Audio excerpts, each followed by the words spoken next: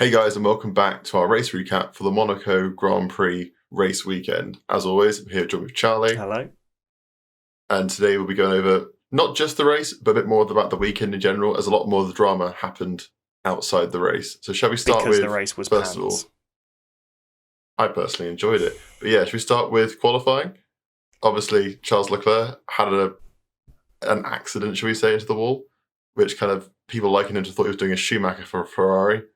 Binned it into the wall on 80 seconds left, red flagged it, but secured the pole. I don't. But at what cost? Yeah, I don't think he binned it into the wall on purpose, but No. I did think it ruined what could have been the most exciting 90 seconds of the whole weekend.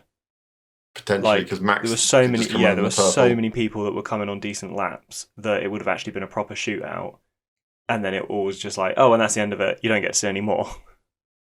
What a terrible weekend though for Mercedes. Lewis starting P7, finishing P6, but actually he finished the same position, really, because Charles is didn't boost the grid up. Yeah, started P7, so started P6, but actually finished P7.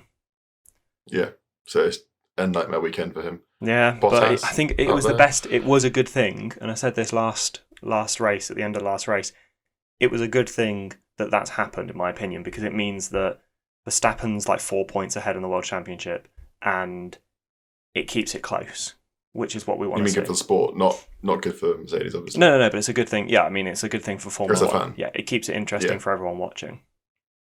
I think the most exciting bit of the race, probably one of the few overtakes, and the race director decides to cut away and show Lance Stroll slightly jumping the curb, which, everyone got excited, everyone's going for it, and it just cuts away, and that was a bit of a anticlimax. Well, that was a theme of the weekend with, in qualifying, they would show a car that's just finished a hot lap and was slowing down, rather than showing the cars that were actually on the hot laps. Although I saw the video that WTF1 did, which was saying that a French media company is in charge of the directing of the Monaco Grand Prix, whereas normally it's controlled by the Formula One management team. And obviously the people that do it for Formula One, that are the Formula One management team, they do it week in, week out, so they know what they're doing more.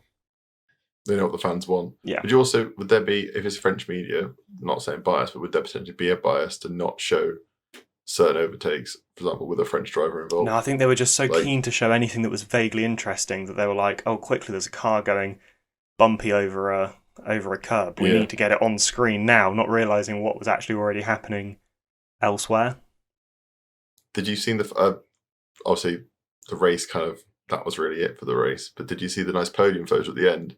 Obviously, Red Bull first, Carlos Sainz, the Spaniard for Ferrari second, and Lando, a British McLaren driver, third. Yep. And the 2011 photo of Sebastian Vettel, Fernando Alonso, and Jenson Button, all for the same teams. Obviously, Max isn't German. Max is from the Netherlands, but it was a really 10 years on, almost like a mirror image of the teams and the drivers. It does make it that did make me think.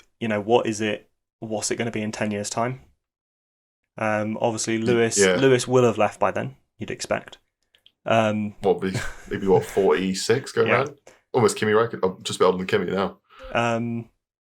You'd looking down the finishing order, Vettel would be gone, Lewis would be gone, and it's like, are we going to see podiums with Lance Stroll and Ocon and Lando and I don't Russell think Ocon will and Latifi? Well, Ocon is in the Mercedes Academy still.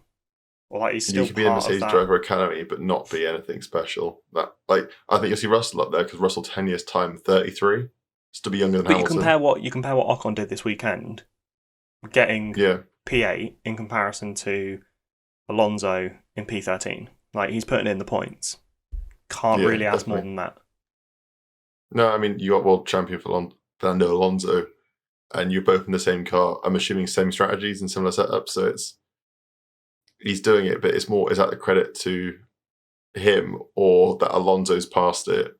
And what people were saying about Vettel before this race, how Lance Stroll was outscoring Vettel on races, and they were saying, has Vettel lost it? Has Vettel passed it?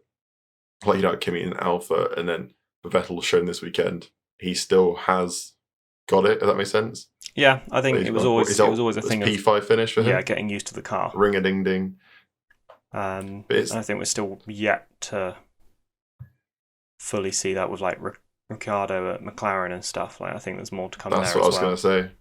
I think you see the same thing with Perez and Daniel. Perez is obviously getting better at the Red Bull, but if you say he's not as bad as Daniel's current form against Lando, but the car's a better car on paper than the McLaren. I think but Daniel's still struggling to. He's trying to relearn the whole car again, and they're still teaching him on the radios as he's doing practice laps and stuff. They're teaching him how to drive the car still. I think this was Perez's most sort of together weekend, barring the qualifying, which obviously starting P9, which ended up being P8.